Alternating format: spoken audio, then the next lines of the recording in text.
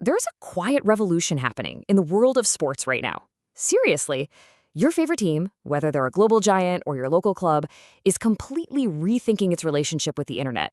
We're going to dive into why they're starting to walk away from the very social media platforms they helped make so huge. It really all boils down to this one simple question. But the answer is, well, it's frustratingly complicated. I mean, you follow your favorite team on social media, right? But do you actually see everything they post?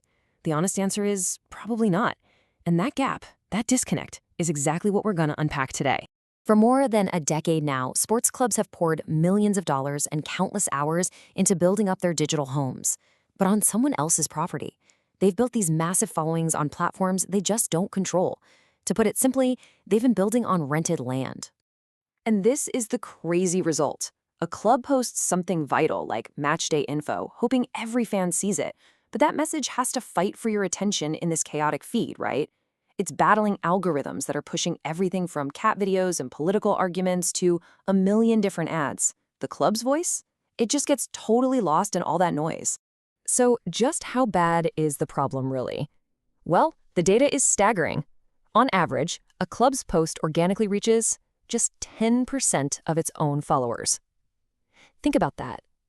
That means for every 10 fans a club has, 9 of them will never even see that content unless the club pays to promote it. 9 out of 10. This quote just absolutely nails it. For years, the entire sports industry has been renting its relationship with you, the fans. They don't own the connection, they don't own the data, and they sure don't own the rules of the game. They're totally at the mercy of big tech. But now, they're realizing there's a much better way.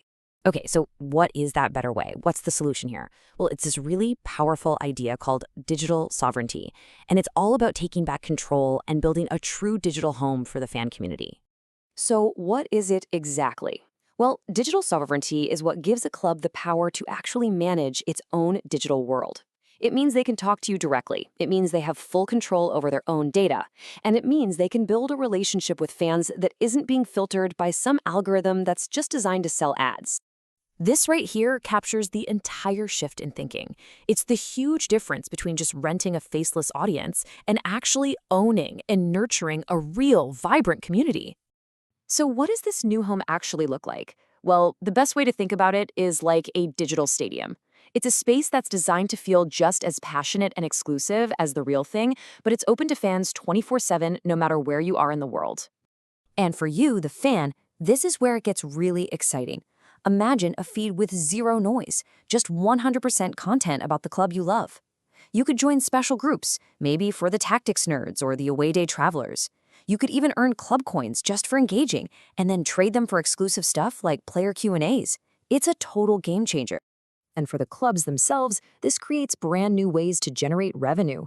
They can start offering tiered digital memberships. Maybe a free tier for basic news, a supporter tier for exclusive content and ad-free forums, and then a top-level insider tier that gets you access to live streams of youth games or even voting rights on the new kit design. How cool is that?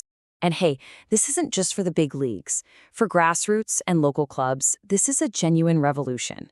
It replaces those chaotic group chats with a single source of truth for schedules and news. It makes it super simple to organize volunteers for match day. And maybe most importantly, it creates a safe, private network where coaches can share development clips of young players without ever worrying about public platforms. So this whole thing isn't just a reaction to today's problems. It's about building a community that can weather any storm. It's a really strategic move to create something that's resilient, secure, and totally future-proof. A huge benefit here is creating what's known as a walled garden.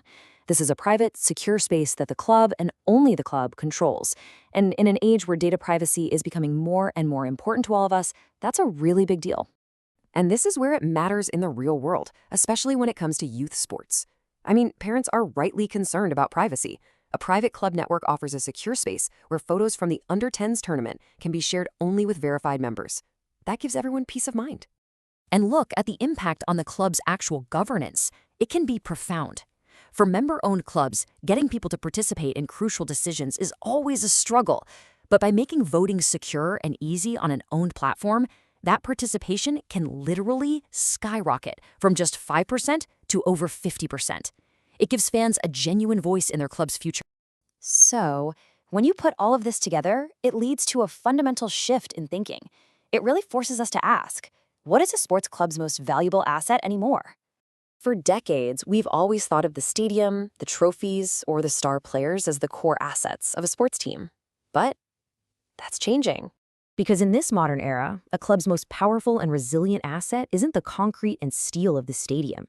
It's the engaged, connected, and sovereign digital community that surrounds it. So that really leaves us with one final question to think about. The next time you check in on your team, ask yourself, are they building a permanent home for their fans? Or are they still just renting space on someone else's land?